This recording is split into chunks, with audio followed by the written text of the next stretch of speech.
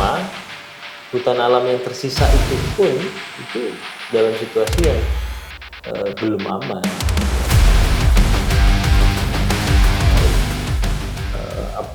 Prabowo ataupun presiden mau memperluas ini kan dia nggak semacam nggak ngecek dulu. Betul. Tata kelolanya sawit udah bener atau belum. Jangan-jangan dengan luas sawit sekarang itu udah belum gitu misalnya. Itu kan belum, nggak ada dibilang dari menteri-menterinya, nggak pernah ada yang bilang itu. Tanpa konsep lah, ini negara bahaya sekali gitu ya.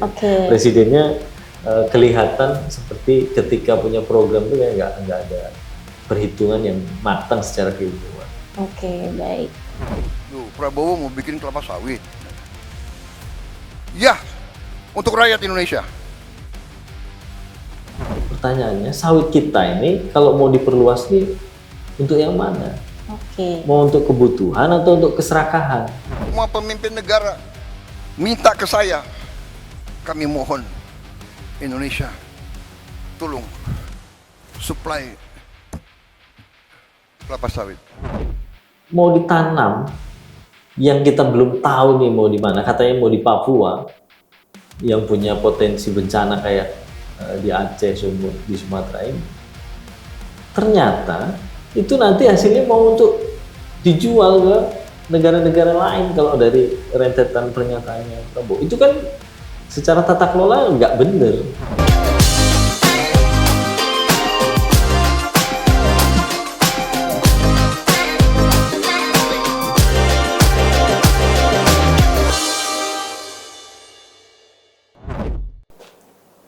Assalamualaikum warahmatullahi wabarakatuh. Selamat pagi dan salam sejahtera buat Media TV. Balik lagi bersama Nada dan hari ini Nada ditemani oleh Bapak Okto Yugo Setio selaku Ketua Jikalahari Riau. Dan izin Pak, mungkin kita hari ini akan berbicara tentang banyak hal terkait dengan konsen-konsen lingkungan akhir-akhir ini. Tapi sebelum itu mungkin ada sedikit yang ingin Nada sampaikan terkait dengan kondisi dari lingkungan secara umum di daerah Riau terutama.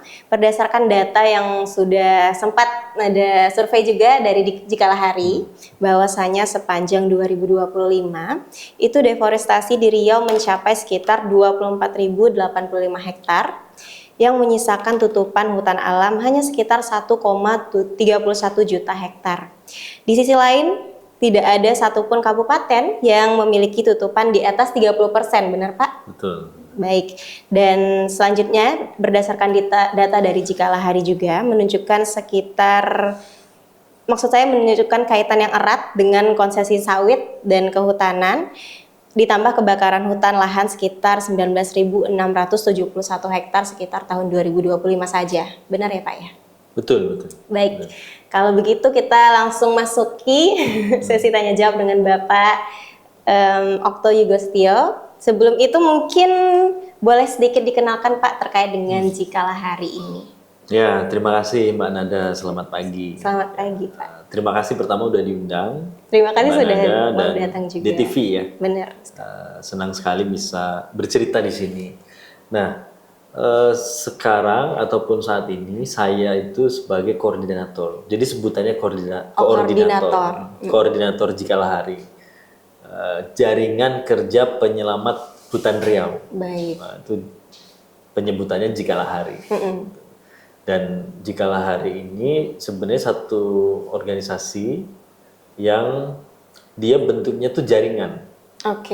Jaringan di mana keanggotaannya itu adalah lembaga-lembaga yang punya konsen terhadap isu lingkungan hidup dan kehutanan tentunya. Jadi sekarang itu Jikalahari beranggotakan 19 lembaga. 13-nya itu organisasi non pemerintah atau NGO, kemudian yang 6-nya itu mahasiswa pecinta alam dari universitas terbesar lah di Riau, ada dari UNRI dan dari UIR, dan yang kita udah tentu pendahulu ya mendirikan Jikalahari ini sudah hampir 24 tahun yang lalu. 24 nanti tahun. kita ulang tahun tuh di 26 Februari 2026, ini udah yang ke-24.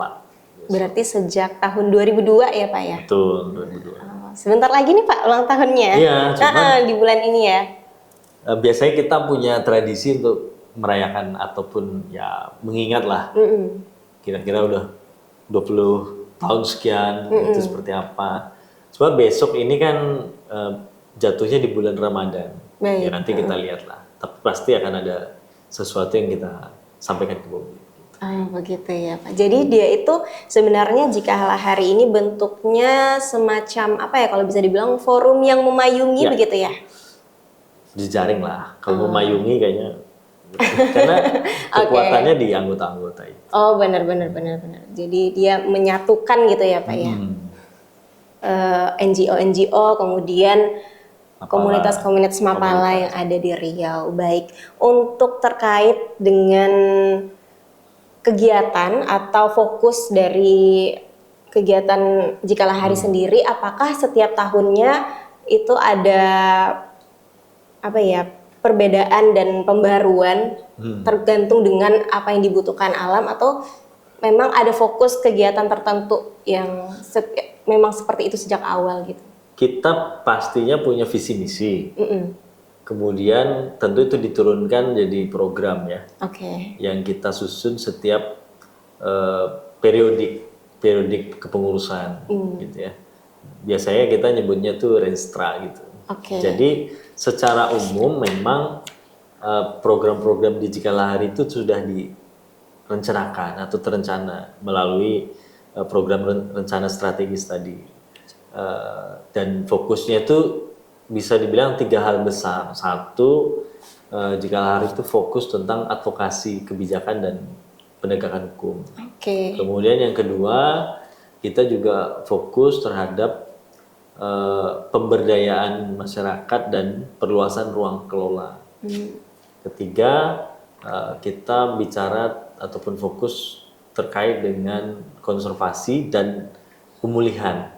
Jadi garis besarnya ketiga hal itu. Tapi di luar itu tentu kita juga respon-respon isu masyarakat gitu ya, isu-isu misalnya kebencanaan, karena kita punya anggota Mapala, ada anggota yang lain, kita juga merespon hal-hal yang seperti itu. Misalnya pagi tadi sebelum ke sini itu saya melepas tim yang berangkat ke Aceh.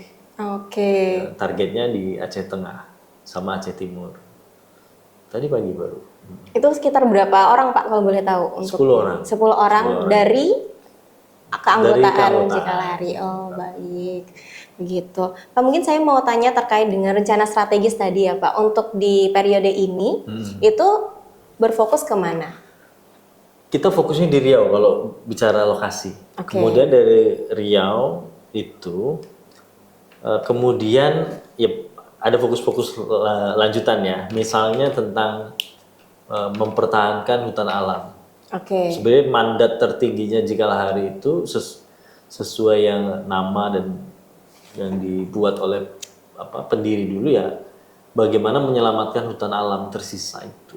Nah, itu kita punya blok-blok kerja yang memang saat ini menjadi kantong-kantong utama tempat hutan alam itu ada. Misalnya ada Semenanjung Kampar di Pelalawan Inhil gitu ya. Di Semenanjung Kemerumutan juga dekat-dekat, terus di Rimbang Baling misalnya, itu bagian-bagian blok kerja. Walaupun tidak juga setiap tahun kita mampu mengintervensi semua lokasi itu secara fisik gitu ya. Benar. Tapi secara kebijakan pasti ini jadi prioritas kita. Misalnya saat ini kita juga sedang mengadvokasi terkait Ranperda tepatnya, rancangan peraturan daerah tentang rencana tata ruang wilayah RT RW. Nah itu kita juga sedang mengkaji karena sekarang kan di Riau juga sedang menyusun itu. Nah itu ini RT RW pastinya harus menjamin hutan-hutan alam yang tersisa tadi itu terlindungi secara pola ruang. Jangan sampai diarahkan lagi untuk pola budidaya misalnya. Itu bagian apa ya? Contohnya lah terkait advokasi kita. Tadi Bapak sempat mention tentang mandat terbesar dari Jikalahari, Pak. Terkait dengan bahwasannya Jikalahari itu ada dengan mandat untuk menyelamatkan hutan alam, maksudnya untuk berfokus kepada hutan alam, perlindungan hutan alam. Betul. Nah, saya mau tanya Pak, sebenarnya seberapa berat atau terrible kondisi hutan alam kita saat ini sehingga concern tentang perlindungan hutan alam itu menjadi sangat-sangat perlu. Dan juga sebenarnya seberapa besar hak-hak kita sebagai masyarakat atas hutan alam kita gitu, hutan alam masyarakat Riau. Karena kan kalau bicara tentang hutan dan lingkungan itu kan di undang-undang juga bahwasanya yang berhak untuk mengelola itu kan negara, gitu ya Pak ya. Betul. Walaupun memang pemiliknya adalah rakyat, tapi kan hak pengelolaannya itu di negara gitu kan. Kewenangan pengelolaan di negara. Tapi seberapa besar kita berhak atas hutan alam yang ada di kita gitu Pak, sebagai masyarakat di Riau terutama. Ya, tentu sebenarnya konsep kepemilikan gitu ya, kan nggak harus juga. Nggak harus juga karena itu milik kita baru harus kita jaga, kita lindungi gitu ya. Benar. Tapi ya pastinya kekayaan negara nih ya kedaulatannya di rakyat, itu satu. Nah, kemudian dari yang tadi Mbak Nada sebut kan, data kita memang hutan alam itu masih 1,3 juta. Lebih sekian gitu ya. Yang sebarannya ini juga belum aman juga. Oke. Dalam artian begini, yang paling besar memang porsinya di areal-areal lindung dan konservasi, gitu ya. Walaupun itu ada perambahan juga, gitu. Dan yang kemudian yang juga besar sebaran hutan alam itu ternyata di areal izin, Oke. PBPH, kehutanan, kemudian di perkebunan sawit, itu juga lumayan besar, sampai lebih dari 260.000 hektar juga dikonsesi. Ini juga jadi tantangan karena makan potensial itu akan terdegradasi karena dalam izin bisa ditebang kan. Benar. Nah itu yang juga kita minta ataupun kita perjuangkan untuk jangan sampai ditebang juga walaupun di dalam izin. Gimana caranya? Ya terserah, misalnya bisa aja izinnya dicabut kan, Benar. atau itu dikeluarkan dari izin atau seperti apa. Itu yang menjadi target kita. Artinya apa? Hutan alam yang tersisa itu pun itu dalam situasi yang belum aman gitu ya. Nah kemudian bagaimana masyarakat bisa akses tadi ataupun punya peluang untuk mengelola atau memanfaatkan, itu juga kaitannya ke perhutanan sosial dan hutan adat misalnya.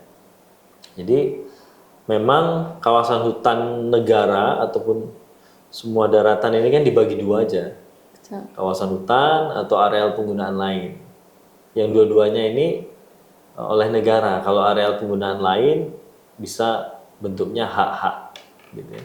Kalau dia kawasan hutan itu biasanya izin atau hak kelola. Nah, agak beda. Nah, memang semua kawasan hutan ini statusnya di negara, gitu ya. Jadi masyarakat bisa minta izin ataupun hak pengelolaan yang bisa diambil atau bisa dimintakan sesuai peraturan perundang-undangan. Tapi ada satu nomenklatur namanya hutan adat. Betul. Nah itu dulu masuk juga kawasan hutan negara, tapi ketika digugat oleh Aman, kemudian ada komunitas, salah satunya dari Riau, dari Kenegrian Kuntu di Kampar itu, gugat ke Mahkamah Konstitusi dulu tahun 2012 bahwa kalau hutan adat nggak bisa nih atau bukan hutan negara, dan itu tahun 2012 MK 35, ketua MK-nya tuh Prof Mahfud kalau nggak salah, itu disetujui. Oke. bahwa hutan adat itu bukan hutan negara. Tapi ada prasyarat. Sepanjang masyarakatnya masih ada eksis, ya. dengan karakteristiknya, kemudian ditetapkan melalui perda, Oke. peraturan daerah yang menetapkan masyarakat Eksistensi adatnya, dari masyarakat adat eksistensinya itu. tadi. Oke. Kemudian kalau itu sudah, baru dipetakan, negara akan ngasih haknya sebagai hutan adat. Ya, tapi ini masih apa ya? Masih centang perenang lah di bawah. Belum ada juga daerah yang sungguh-sungguh untuk menyiapkan hutan adat itu. Betul. Nah, di luar hutan adat itu semua pengelolaannya di negara. Jadi ya negara itu kan menafsirkan pasal 33 Undang-Undang Dasar itu Betul. menurut Sangat dia. luas ya, Pak. Iya, kekayaan negara dikuasai oleh negara digunakan untuk sebesar-besarnya kemakmuran rakyat gitu ya. Betul. Caranya dia punya interpretasi sendiri. Dia berikan izin-izin itu dikelola oleh pengusaha. Yang akhirnya seperti sekarang di Riau banyak konflik karena proses pemberian izin itu tidak apa ya, tidak dilakukan dengan benar lah. Tidak legitimate, artinya tidak dipetakan dengan benar, tidak mensurvei lokasinya dengan benar, sehingga tumpang tindih dengan wilayah yang sudah dikelola masyarakat, atau tumpang tindih yang paling banyak di Riau ini dengan hutan-hutan adat tadi. Betul. Padahal hutan adat bukan hutan negara, tapi karena belum diakui secara administratif perda tadi, terbitlah izin-izin di atas itu dan tidak dievaluasi. Ini itu PR-nya.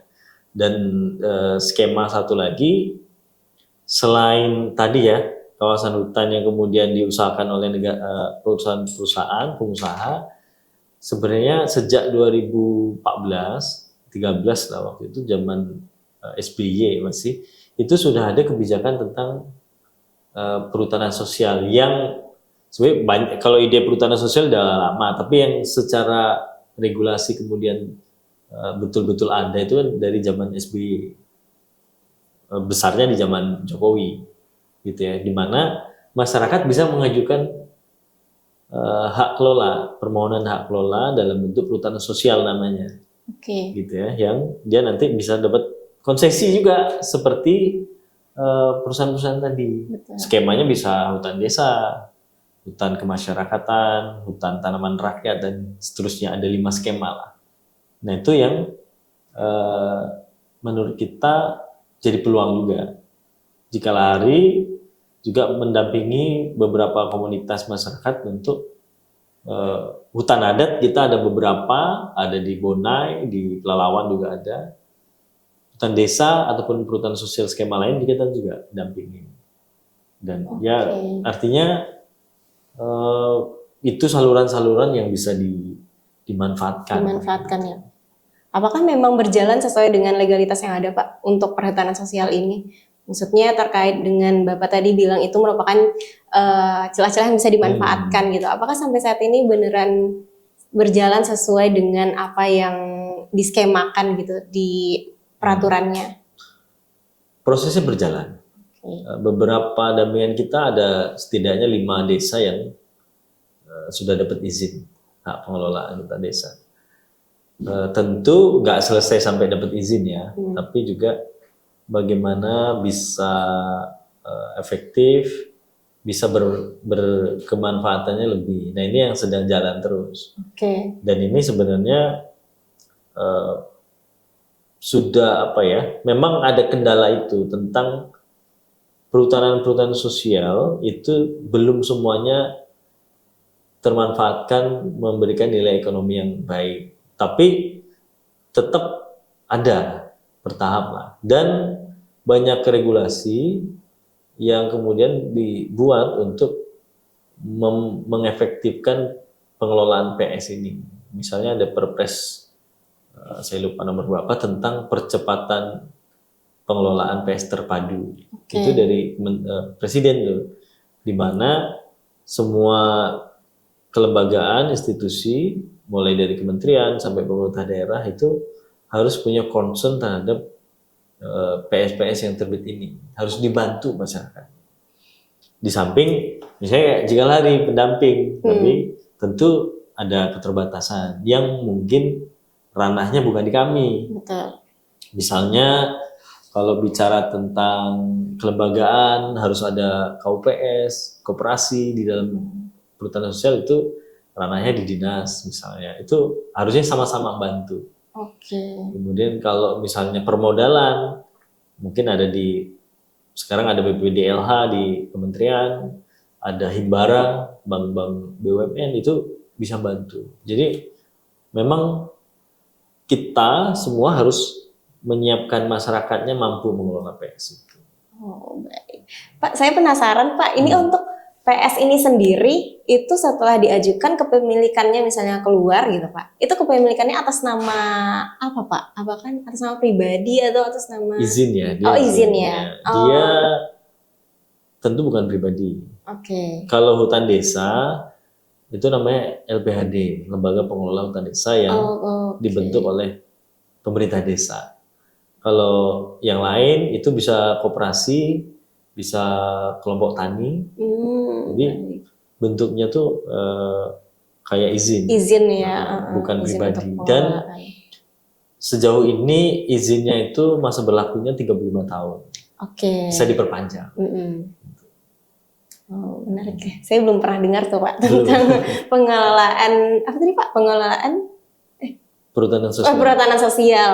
Oke, baik. Pak, mungkin kita melompat dulu ya. Boleh. Kita melompat dulu ke saya ingin bahas sebagai Gen Z ya Pak ya. Jadi banyak sekali statement-statement yang kepotong di sosial media dan kemudian akhirnya memicu sentimen publik tertentu kan, apalagi akhirnya ini terkait dengan sawit. Statement Pak Prabowo terkait sawit dan sebagainya. Nah, saya pengen konfirmasi ke Bapak sebagai pegiat lingkungan tentang beberapa statement yang akan saya sebutkan nih Pak. Nah, yang pertama yang paling viral adalah tentang Pak Prabowo yang pernah bilang kalau sawit itu pohon juga, kan ada daun-daunnya begitu ya Pak ya. Jadi dan juga menyerap karbon. Jadi tentunya ekspansi terhadap perkebunan sawit di Indonesia itu bukan menjadi masalah begitu intinya Pak. Nah, tentu ini akhirnya di sosial media ada banyak memicu kemarahan terutama dari generasi-generasi baru gitu, generasi-generasi muda, karena memang statementnya sangat-sangat kontroversial gitu ya Pak bagi kami terutama. Nah, apa bedanya sebenarnya Pak tanaman sawit dan juga hutan tropis? Apa perbedaan antar keduanya sehingga kalimat ini atau statement ini bikin emosi banyak orang gitu Pak? Apa sebenarnya bedanya? Karena kan kalau dipikir-pikir ya sebenarnya masuk akal ya, sawit kan pohon juga begitu ya, ada daun-daunnya juga gitu kalau kata Pak Prabowo. Jadi sebenarnya apa bedanya Pak antara hutan tropis dan tanaman sawit itu sendiri? Kalau keyakinannya Mbak Nada beda nggak pohon? Pernah lihat sawit ya? Pernah. Lihat hutan langsung? Hutan langsung mungkin di jalan dari jalan. Beda nggak? Kalau dari Kalau visualnya kelihatannya gitu? visualnya sama aja ya Pak ya, Sama visualnya. Cuman mungkin karena sudah baca, jadi rasanya nggak bisa objektif lagi menilainya gitu Pak. Ya ini memang masih nyambung juga dengan obrolan kita sebelumnya. Oke. Daratan tadi kan dibagi dua tuh, kawasan hutan sama non atau areal penggunaan lain. Dari administratif dulu gitu ya. Oke. Bahwa sawit itu aturannya sampai saat ini dia bolehnya tuh yang di non kawasan hutan. Oke. Gitu ya. Jadi yang di kawasan hutan nggak boleh. Tapi banyak yang kemudian sawit itu tumbuh atau ditanam ya. Kayaknya nggak mungkin lah tumbuh sini. Iya. Ditanam di kawasan hutan tanpa izin gitu ya. Dan itu jadi satu masalah sampai datanya Satgas itu kan sampai 4 juta hektar terakhir ya. Atau sebelumnya yang lebih detail itu 3,3 juta hektar. Separuhnya itu hampir separuhnya di Riau. Yang tadi sawit di dalam kawasan hutan. Itu secara administratif nggak boleh pelanggaran. Nah yang kedua, pertanyaan Mbak Nada tadi kan sama nggak pohon sama sawit ini sama-sama pohon. Nah, kalau bicara tentang apa ya, ini kan biologi, keilmuan, saya pikir memang yang harus pas ataupun rujukan kita kepada ahli, kepada orang-orang yang memang punya keilmuan di bidang pohon tanaman tadi itu. Betul. Nah, salah satu ahli ataupun lembaga riset besar internasional yang ada di Indonesia, CIFOR itu bilang, pohon itu bukan sawit. Sawit itu bukan pohon, sorry. Sawit bukan pohon karena dia tidak punya kayu dan seterusnya. Jadi sebenarnya secara keilmuan kalau presiden mau teliti, pembisik-pembisik ataupun menteri-menterinya itu benar, harusnya bisa menjelaskan itu. Bertarunglah di dalam keilmuan, ilmu pengetahuan. Dan saya yakini apa yang dibilang CIFOR itu ya betul, bahwa itu bukan pohon sawit itu. Gitu ya, itu satu hal. Nah, kemudian yang jadi masalah lagi, dia bukan pohon, dia di kawasan hutan itu ilegal. Yang jadi masalah lagi itu sawit itu monokultur. Sebenarnya kalau semua udah jadi monokultur pasti menimbulkan masalah. Oke. Karena dia menghalangi tumbuhan itu secara alami kan. Harus dia sendiri yang tumbuh di daratan yang pastinya luas. Betul. Itu yang kemudian jadi masalah. Harusnya ngikuti aja aturan ini dulu presiden. Oke. Harus di APL lah kalau mau nanam sawit. Ini betul-betul sesuai kriterianya gitu ya. Kemudian itu baru membahas tentang tanamannya, komoditasnya. Belum lagi kita bicara tata kelolanya nih Mbak Nada. Kalau mau Prabowo ataupun presiden mau memperluas ini kan dia nggak ngecek dulu. Betul. Tata kelolanya sawit udah bener atau belum. Jangan-jangan dengan luas sawit sekarang itu udah berlebih misalnya. Itu kan nggak ada dibilang dari menteri-menterinya, nggak pernah ada yang bilang itu. Taunya Prabowo mau memperluas saja. Apa target memperluas itu apa gitu kan? Itu yang kemudian jadi tanda tanya kita juga. Tanpa konsep lah, ini negara bahaya sekali gitu ya. Presidennya kelihatan seperti ketika punya program itu kayak nggak ada perhitungan yang matang secara keilmuan. Oke, baik. Tapi kan Pak, replacement buat sawit, penggunaan komoditas sawit ini sendiri kan sulit ya Pak. Maksudnya kita sudah sangat bergantung bukan cuma dari untuk pangan, tapi dari industri juga kita sangat bergantung sama sawit, terutama dari mungkin kalau sehari-hari kita pakai sabun itu kan juga pakai minyak sawit dan sebagainya. Kemudian apalagi sekarang solar itu kalau saya tidak salah harus dicampur dengan biodiesel. Jadi itu juga memanfaatkan komoditas sawit ini sendiri. Jadi ketergantungan kita sama sawit itu sangat-sangat tinggi sekali buat sekarang Pak. Nah, bukannya dengan kenyataan itu masuk akal perluasan atau ekspansi dari industri sawit itu sendiri Pak? Ya, itu yang tadi ini udah mulai masuk ke tata kelola nih. Perbincangannya kan.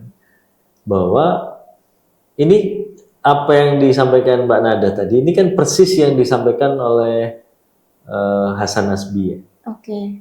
Bahwa kalau masih makan gorengan, oh iya benar, dan memakai smartphone, kopi, jangan anti deforestasi gitu, jangan nolak sawit, seolah gitu. Pertanyaannya, kan selalu manusia ini bicaranya tentang kebutuhan dan keserakahan, gitu ya. Selalu dua itu. Nah, pertanyaannya, sawit kita ini kalau mau diperluas nih untuk yang mana? Mau untuk kebutuhan atau untuk keserakahan? Kalau kebutuhan, makanya dihitung, gitu ya. Sawit kita ini, Mbak Nada, paling besar tuh untuk diekspor, CPO-nya. Jadi sebenarnya nggak konteks kenapa harus diperluas, karena kita ekspor, gitu ya. Kalau misalnya, untuk kebutuhan makanan domestik, gitu ya, harus diperluas nih. Kita masih ekspor besar, dan baru-baru ini kan juga presiden itu bilang dia keliling ke Eropa, kemana-mana, jumpa presiden-presiden negara lain, dia bilang minta sawitnya dong Pak, minta. Kan artinya mau ditanam yang kita belum tahu nih mau di mana. Katanya mau di Papua yang punya potensi bencana kayak di Aceh, Sumut, di Sumatera ini. Ternyata itu nanti hasilnya mau untuk dijual ke negara-negara lain kalau dari rentetan pernyataannya Prabowo. Itu kan secara tata kelola nggak bener, nggak clear gitu. Targetnya itu bukan untuk kebutuhan ternyata, untuk keserakahan. Yang itu yang kemudian kita generasi muda lah ya, ataupun masyarakat semua, jangan sampai tertipu dengan teks-teks gitu ya, seolah tuh harus. Padahal kita ini udah banyak produksinya. Tapi kita mau ekspor, kalaupun nanti ditanam di Papua, merebut tanah adatnya masyarakat Papua, itu sawitnya nanti untuk presiden-presiden tadi yang ngomong ke Prabowo, sawitnya Pak. Kan nggak kewajiban kita. Betul. Ngapain? Kalau memang secara hitungan ekologisnya masih cukup, mungkin lah. Oh itu keunggulan komparatifnya Indonesia bisa ekspor. Tapi kan tidak. Kalau untuk situasi hari ini kan ada bencana di Aceh yang juga penyebabnya juga ada tentu kaitan dengan sawit misalnya. Tentu nggak perlulah kita untuk yang konteks serakah tadi tuh. Semua asal laku dijual semua, kan nggak perlu begitu. Nah ini juga ke isu-isu yang lain sebenarnya, pertambangan. Betul. Basisnya nggak kebutuhan Mbak Nada, basisnya itu keserakahan aja pengelolaannya. Nah itu, di situ masalahnya menurut saya. Kalau begitu Pak,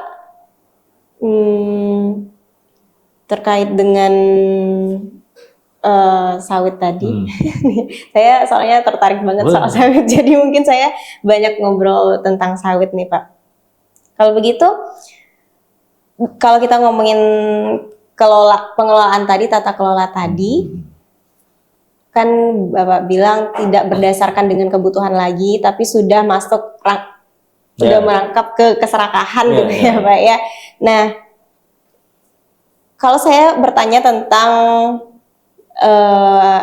perluasan produktivitas sawit. Nah, misalnya Pak, dalam 1 hektar sawit itu bisa 1 hektar lahan sawit itu bisa menghasilkan berapa, misalnya berapa puluh ribu atau ratusan ribu ton sawit per tahun gitu ya. Nah, itu kan kita bicara tentang produktivitas sawitnya gitu ya Pak. Apakah untuk sekarang ada skema yang bisa daripada memperluas lahannya, memperluas pembukaan lahannya, ditingkatkan produktivitasnya, itu apa?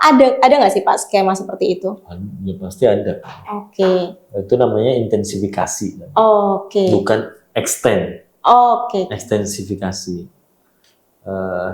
Ini juga yang ya itu tadi nggak pakai konsep kalau berpikir gitu ya. Berarti seperti itu sebenarnya possible ya Pak? Possible. Misalnya gini, ada petani swadaya juga untuk perkebunan sawit. Tapi produktivitasnya si petani swadaya itu pasti selalu di bawah perusahaan.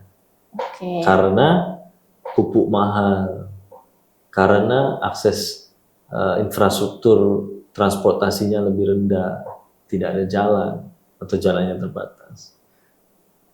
Apalagi misalnya tentang pengetahuan petani-petani swadaya yang sangat terbatas. Kualitas benih misalnya bibit. Ini kan sebenarnya kalau mau intensifikasi salah satunya bisa di situ. Tapi apakah pemerintah sudah melakukan itu? Atau lebih mengutamakan itu? Kan tidak. Tidak Mbak Nada. Jadi pupuk tetap mahal. Mana tuh? Ya. Nah ini kan isu ataupun informasi ini sebenarnya bukan hanya expert pelaku sawit yang tahu. Tapi ini kan udah jadi pemberitaan umum bahwa pupuk mahal. Berlaku juga ke yang lain kayak swasembada pangan tuh ya kan.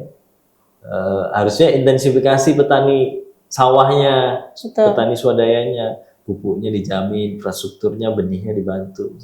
Tapi sama konsepnya nih presiden nih, ekstensifikasi. Dia buka lahan di Papua untuk nanam padi, dibanding bantuin petani swadaya yang memang dia punya pengalaman dan hidupnya di sawah. Begitu juga di sawit ini. Itu lebih possible untuk intensifikasi. Tapi kan tanda apa ya, ada hal-hal lain yang kita nggak terbaca. Misalnya kalau bantu petani, misalnya ya, itu kan anggaran, misalnya. Terus dia tidak dapat benefit yang lain gitu ya. Kalau dia ngasih izin ke perusahaan yang ngerjakan, dia akan lebih mudah dan seterusnya. Nah itu, jadi berpikirnya tuh ke situ, cari yang mudah, cari yang ada duitnya dan seterusnya. Berarti terkait dengan kemudian terkait dengan ekstensi dari lahan, permukaan lahan dan sebagainya, itu tuh sebenarnya bukan cuma masalah apa ya Pak, bukan cuma masalah administratif ataupun juga masalah legal hukum yang berlaku, tapi juga apa yang terjadi di lapangan, fakta lapangan begitu ya Pak. Jadi kesalahan-kesalahan struktural yang susah kita perbaiki gitu ya Pak. Dua hal yang lebih parahnya, ketika mau ekstensifikasi, memperluas nanamnya di mana itu, pasti dia akan berhadapan satu konflik, karena sejatinya daratan di Indonesia ini kan ada tuannya, masyarakat adat yang hidup sebelum negara ini ada. Gitu ya. Yang kedua pasti akan berhadapan dengan deforestasi lagi, karena yang existing hari ini kan berasal dari deforestasi. Kalau nambah baru ya deforestasi baru. Apalagi Papua tuh kan bolak-balik presiden ngomong mau nanam sawit di Papua. Iya, betul. Itu pasti deforestasi baru di Papua. Gitu ya. Udahlah masyarakatnya masih masih butuh pendidikan, penghidupan yang lebih layak. Malah yang datang izin-izin perusahaan itu yang menurut kita nggak perlulah, jangan lagi lah. Apalagi yang tadi bicaranya bukan kebutuhan nih, keserakahan untuk memenuhi orang-orang di luar negeri yang mau bayar itu. Nah, itu yang jadi masalah menurut saya. Tapi Pak, kita kan kalau saya nih ya Pak, dan mungkin juga ini concern dari teman-teman saya, kemudian masyarakat umum yang sebenarnya tidak punya banyak power ataupun kendali terkait dengan bagaimana kita menghentikan gamblangnya deforestasi dan sebagainya. Kan kalau masyarakat umum kan tidak punya banyak apa ya Pak, banyak hal yang bisa dilakukan, itu tidak terlalu luas gitu Pak. Nah, sebenarnya kita bisa ngapain Pak biar bisa lebih apa ya, bisa lebih memberikan memberikan masukan, dampak gitu ya. Iya, memberikan dampak atau mencegah, tapi dengan cara yang paling sederhana yang bisa kita jangkau gitu Pak, sebagai masyarakat umum. Karena memang menurut saya bukan tugasnya di masyarakat ya. Dalam arti masyarakat kita itu kan sudah memilih perwakilan kita. Betul. Untuk mengelola negara ini. Kita milih presiden sampai bupati untuk mengelola eksekutif gitu ya.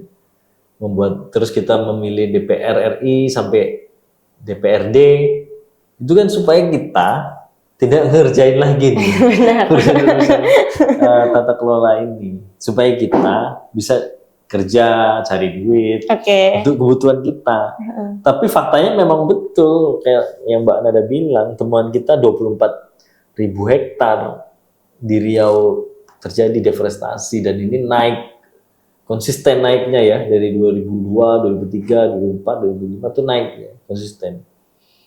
Walaupun kalau dibanding tahun-tahun 2000-an awal ya ini relatif lebih kecil karena hutannya juga tinggal sedikit. Nah, tapi ternyata perwakilan kita justru jadi sumber masalah itu. Ya kayak food estate itu kan kebijakan pemerintah yang kemudian anggarannya disetujui di DPR RI. Betul. Ya saya pikir kita harus berpikir ulang nanti kalau mau milih perwakilan maupun yang di eksekutif atau yang di legislatif, itu satu hal. Jadi jangan maulah money politik untuk pemilu dan seterusnya. Harus dilihat juga rekam jejak. Yang kedua, tentu kita tetap bisa Melakukan sesuatu. melakukan sesuatu. Kan tidak semuanya juga kita serahkan ke mereka. Bisa melakukan sesuatu dengan bersuara ya. Misalnya kayak DTV ini bikin podcast, menurut saya nih juga arahnya ke sana. Gitu ya. Untuk menghentikan deforestasi kan kita ingin itu. Kemudian kekuatan kita juga di masyarakat itu adalah kekuatan sebagai konsumen. Oke. Mbak Nada. Jadi konsumen itu satu bisa melalui pembelian kita untuk membeli produk yang tidak terpapar deforestasi. Satu. Walaupun ini sebenarnya kalau isu ini populernya masih di negara-negara maju. Betul. Yang kedua juga tidak membiayai. Oke. Kadang nggak sadar kan? Mana ada punya tabungan nggak? Punya. Di bank apa? Di bank, boleh disebutin ya? TIP, Oke. BUMN lah ya. Oke, betul. Nah, itu ternyata dana-dana bank, bank-bank tempat masyarakat menabung, mereka menghimpun dana. Dana-dana itu juga disalurkan untuk membiayai perusahaan-perusahaan yang buka sawit baru itu, Mbak Nada. Nah ini juga kita harus menyuarakan untuk protes bagi konsumen, gitu ya. Jangan bank untuk membiayai perusahaan yang buka sawit atau mendanai perusahaan yang pernah bakar hutan, pernah dihukum korupsi. Nah itu kita juga harus berpikir ke sana juga. Itu kekuatan kita loh sebenarnya. Untuk tidak membiayai atau setidaknya kita peringatin aja banknya. Sebut aja BRI itu paling banyak tuh. BRI banyak mendanai perusahaan-perusahaan yang bekerja. Mandiri, BNI sama lah, ada semua porsinya. Kita sebagai nasabahnya bank-bank tadi itu sebenarnya untuk masyarakat semua ya, untuk bilang, untuk jangan gunakan uang-uang kami untuk membiayai kegiatan-kegiatan itu. Mbak Nada ingat ini enggak? Kenal almarhum Faisal Basri? Faisal Basri. Dia ekonom senior. UI ya. Ekonom senior dan fokus di isu ini. Jangan uang-uang rakyat di bank-bank itu yang ditabung untuk membiayai oligarki, pertambang yang merusak-rusak lingkungan. Kemudian perkebunan dan seterusnya. Dia bahkan mengajak kita tarik duit, kalau misalnya nggak berhenti bank-bank ini untuk membiayai perusahaan-perusahaan tadi itu, kita tarik aja tabungan kita semua dari bank itu. Itu yang saya pikir menginspirasi dari salah satu ya, menginspirasi dari almarhum Faisal Basri, ekonom senior Indonesia.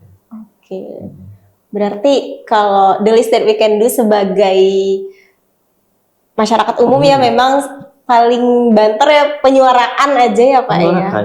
Menyuarakan. Dan itu kontrol kita ya. Kita menggugat tanda petik ya, tidak ke pengadilan, tapi kita menggugat secara narasi ke bank-bank yang tempat kita nabung untuk tidak membiayai itu salah satu. Dan yang lain-lain. Apakah yang seperti itu sudah masif Pak di Riau?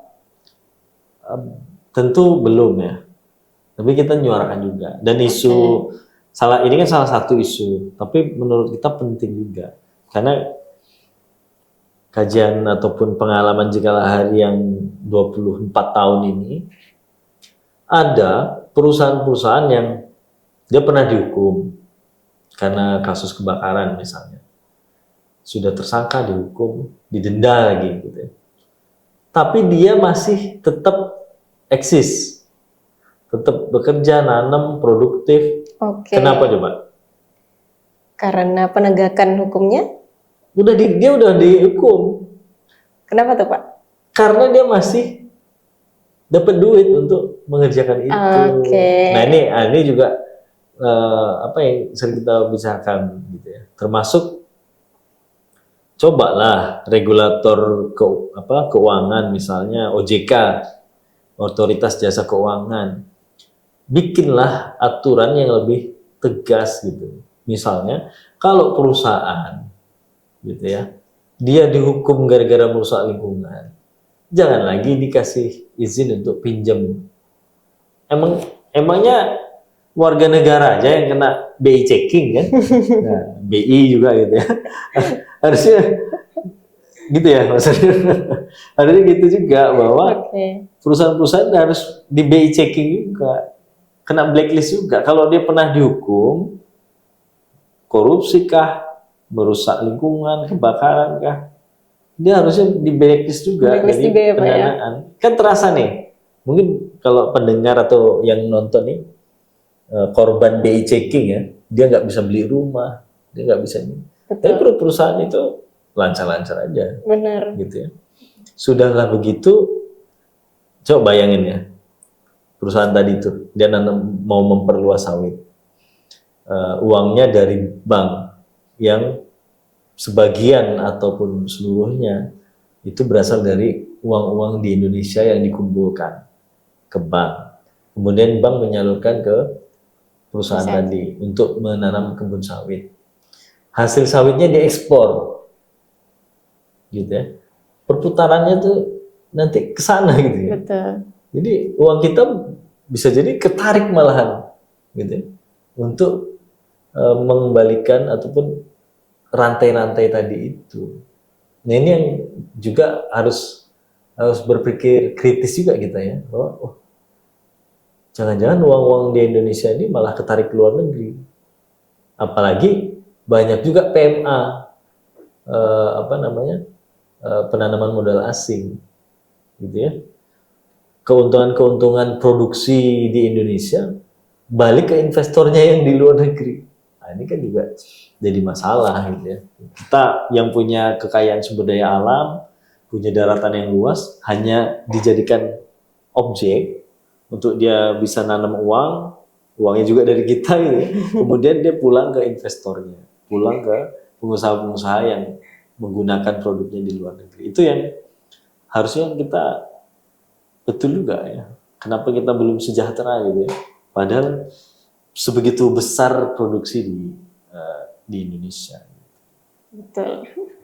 Baik Pak, mungkin kalau kita bahas sawit lebih panjang, saya akan punya banyak lagi pertanyaan. Jadi saya melompat ke pemulihan aja dulu ya Pak ya, kayaknya pemulihan ekologis. Karena kalau dilanjut ini saya ada banyak sekali ini runtutan pertanyaannya karena terkait dengan deforestasi tadi yang sudah terjadi, kemudian Bapak sempat mention juga kita sudah terlanjur memilih perwakilan suara kita siapa dan tidak banyak yang bisa kita lakukan kembali. Ya silakan Pak.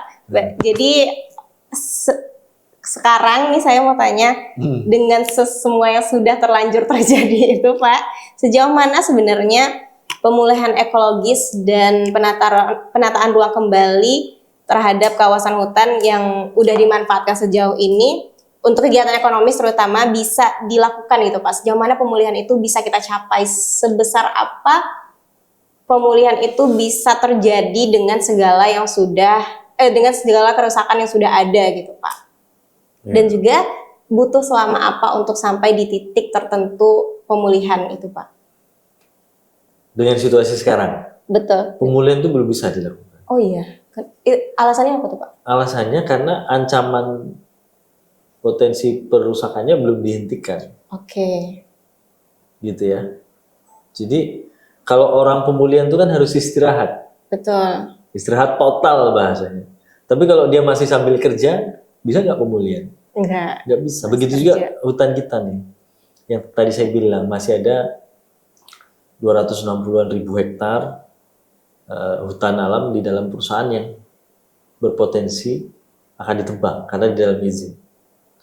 Ini nggak dihentikan, artinya pemulihan itu harus diawali dengan dihentikan dulu potensi yang merusak ini. Dan itu akan lebih berefek sebenarnya, Mbak Nada. Itu jadi agak susah kita bicara pemulihan sekarang kalau ibarat orang kerja dia belum berhenti kerja dulu. Nah, itu suatu hal. Terus sebelum ke pemulihannya, tahun 2020 awal itu kan ada COVID tuh. Betul. Saya sendiri ya nulis lah di web Jigalari di blog gitu ya, bahwa di saat COVID itu banyak jurnal artikel yang bilang dunia itu lebih indah waktu itu. Serangga yang tadinya punah tiba-tiba muncul. COVID. Poinnya apa ketika COVID terjadi?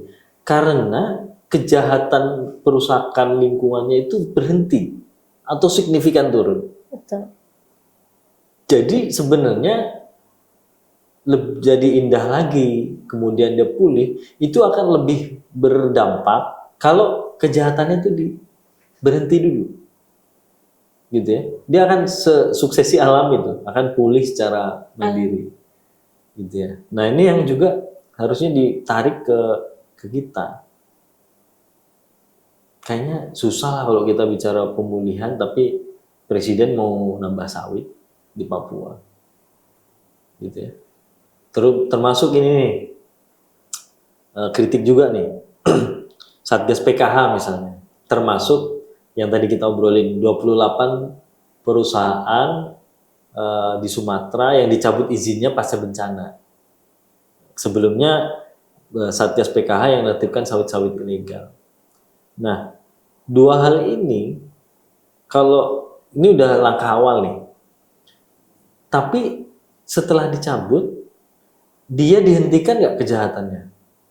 Dialihkan ya Pak ya? Justru dialihkan, artinya berlanjut kan? Benar. Ya artinya berlanjut. akan sulit pulih juga. Kayak banjir Sumatera nih, 28 perusahaan dicabut. Kita tahu kenapa dia dicabut, karena dia menyebabkan banjir.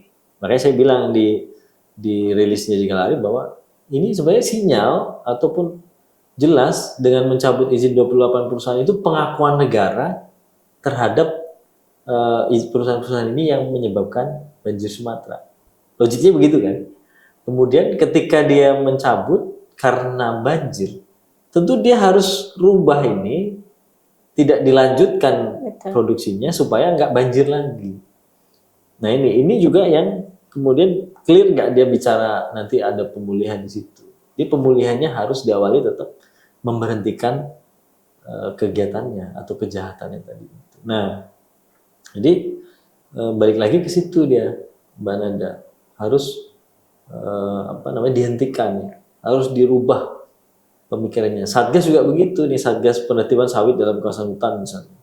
Senang kita kan, ada Satgas mendukung. Tapi ternyata dialihkan aja. Kalau begitu sama aja, itu bukan menertibkan sawit kalau dalam kawasan hutan, tapi menertibkan pemilik sawit ilegal. Itu ganti nama aja kayaknya Satgas. Satgas penertiban pemilik sawit dalam kawasan hutan. Ini cuma ganti kepemilikan aja ya Pak, tapi kegiatannya sama aja ya Pak ya. Arahnya ke sana, nggak ada bicara pemulihan. Baik. Pertanyaan terakhir saya, ini pertanyaan saya pribadi Pak. Sebelum ke pertanyaan terakhir, saya ada pertanyaan pribadi. Sebenarnya saya penasaran dari lama Pak. Gimana? Ini karena ini lumayan dekat sama kehidupan sehari-hari saya. Nah, terkait dengan masifnya industri, kemudian pembabatan hutan dan sebagainya, pembukaan lahan. Ada di sisi lain di masyarakat, NGO, kemudian mapala-mapala itu banyak aktivitas penanaman pohon ini, pohon itu dan sebagainya. Ya. Nah, dengan dua kegiatan yang sangat-sangat bertolak belakang ini Pak, kelihatannya begitu kan, manfaat kepada alamnya kan sangat-sangat bertolak belakang gitu ya Pak. Maksudnya efek terhadap alamnya.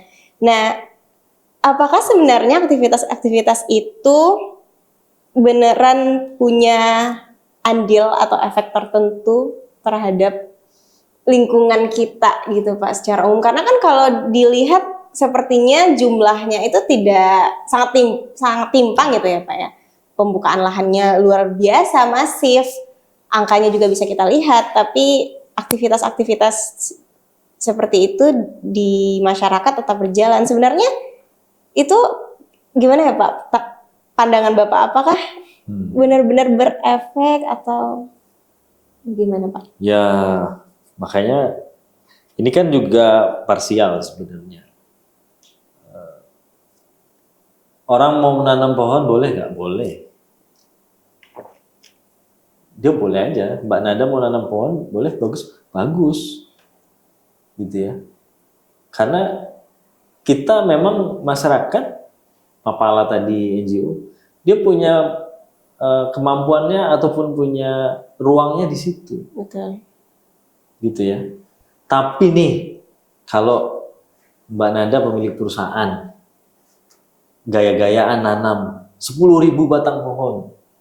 Tapi dia di satu sisi yang lain dia punya melakukan penebangan pohon jutaan hektar atau ribuan hektar yang kemudian menghabiskan jutaan pohon. Itu yang baru namanya greenwashing, tak boleh. Greenwashing namanya. Apa nama itu? Menutupi dosa gitu ya. Oke. Itu yang bermasalah. Kalau masyarakat, organisasi mau nanam pohon, ya bagus. Jika lain juga mendorong juga sih. Untuk kita ya, untuk masyarakat menanam pohon. Tapi kan kejahatan yang deforestasi yang datanya Jika Lahari. Makanya kami juga bilang, jadi kalau dikomparasi memang dia nggak sebanding. Tapi tadi balik lagi, masyarakat menanam dia bagus untuk lingkungannya, dia akan dapat manfaat dari pohon yang dia tanam. Itu satu hal yang positif. Tapi apakah bisa mengkompens yang lain? Ya tidak. Tapi kan bukan tanggung jawab Mbak Nada, mau nanam aja bagus. Nih. Makanya penting untuk menghentikan deforestasinya. Gitu ya. Pemerintah, penegak hukum, perusahaannya, apalagi kalau perusahaan jelas lah. Kalau dia nebang pohon ribuan hektar, dia nanam itu greenwashing. Kalau pemerintahnya nanam pohon juga menuju greenwashing lah di bawahnya, penegak hukum juga. Karena kau punya kapasitas untuk memungkinkan menghentikan deforestasinya. Gitu ya. Kalau dia di dalam izin, ranahnya itu pemerintah tuh. Evaluasi izinnya. Kalau ilegal, ranahnya penegak hukum. Dibanding kau ikutan hanam gitu ya, lebih baik kau menghentikannya ini. Bagi-bagilah peranmu itu pemerintah, penegak hukum. Karena gini, misalnya nih, Pemprov Riau misalnya nanam, Polda Riau nanam, misalnya. Berapa sih yang ditanam? Dibanding kalau misalnya deforestasi yang 24.000 itu dihentikan, itu kita bisa mencegah untuk, ini hitungannya ada keputusan menteri yang kita ambil ya, tentang 1 hektar itu kalau direhabilitasi berapa. Ternyata hitungannya, kalau kita mau nanam 1 hektar tuh Mbak Nada, itu 625 sampai 1.100 batang pohon. Jadi kalau kita mencegah untuk tidak deforestasi 1 juta hektar, itu udah setara kita nanam 600 sampai 1.100 pohon. Nah, kalau kita bisa menghentikan yang tadi itu 24.000, kita bisa kehilangan pohon sampai 15 sampai 26 juta pohon. Jadi kayaknya lebih bagus menghentikan deforestasinya kan dibanding nanam. Kalau perusahaan, kalau pemerintah, penegak hukum, daripada kau nanam yang ratusan ribuan pohon itu, kau hentikan aja deforestasi nih. 25 juta pohon kau setara diselamatkan. Kau selamatkan. Belum lagi pohonnya pasti hidup, pasti besar karena dia hutan alam. Makanya kalau yang nanam masyarakat yang memang tidak punya akses untuk menghentikan deforestasi, yaitu sesuatu yang sangat positif. Kami juga mendorong, mengajak, ayo kita nanam pohon sebanyak-banyaknya. Kalau ada lahan kosong, tanam. Tapi kalau yang deforestasi, dia penyebab deforestasi ikut-ikutan nanam, itu greenwashing. Itu yang jahat itu di situ. Jadi jangan disatuin juga, Mbak. Yang mau nanam, yuk kita ajak nanam. Yang punya kepentingan, punya kekuasaan, bisa menghentikan deforestasi, kau kerjain itu, nggak usah ikut-ikut nanam. Kira-kira gitu. Baik, terakhir Pak, sebagai pegiat lingkungan kemudian juga koordinator dari Jika Lahari, mungkin saya ingin meminta sedikit banyak saran atau kritik Bapak kepada peraturan-peraturan yang ada, kemudian pemerintahan sekarang kira-kira apa yang ingin disampaikan supaya bisa kita sampai di titik pemulihan ekologis yang kita harapkan gitu Pak. Apa yang ingin Bapak sampaikan? Ya, datanya belakangan ini konsisten deforestasi di Riau meningkat. Kita sempat turun itu di angka sekitar 13.000 hektar deforestasi di Riau per tahun. Ya itu juga karena ada perusahaan-perusahaan, ada izin-izin, ada perkembangan gitu ya. Tapi konsisten ini meningkat dalam beberapa tahun terakhir.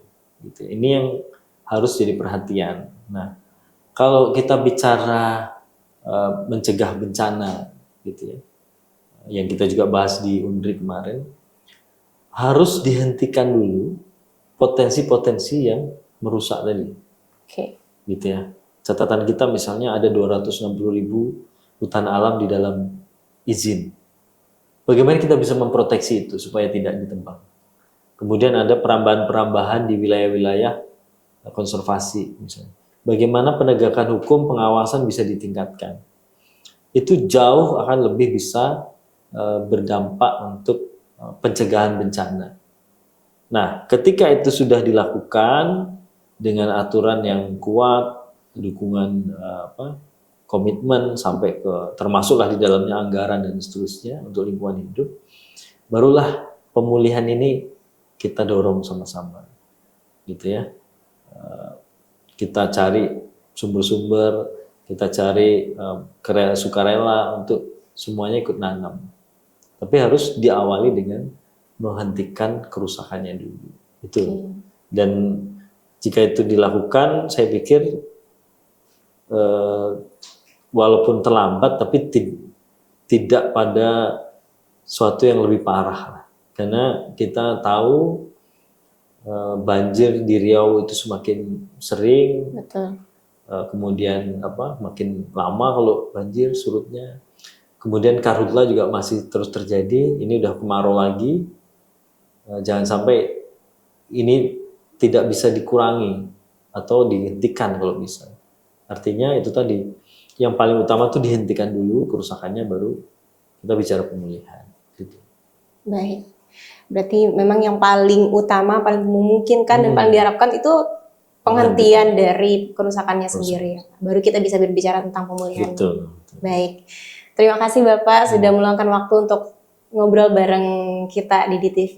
Sangat-sangat banyak sekali masukan, sama-sama banyak sekali ilmu yang saya dapatkan hari ini. Saya juga sangat bahagia sekali bisa mempelajari tentang lingkungan lebih dalam, terutama sawit dan sebagainya, dan juga mendengar jawaban dari Bapak selaku orang yang memang melihat secara langsung dan mengamati secara langsung lingkungan itu sendiri. Terima kasih banyak Bapak sudah hadir, dan Sama-sama. terima kasih pendengar DTV. Semoga kita bisa ketemu lagi di podcast selanjutnya bersama dengan Nada dan juga Bapak Okto Yuga Setia hari ini. Assalamualaikum warahmatullahi wabarakatuh. Waalaikumsalam.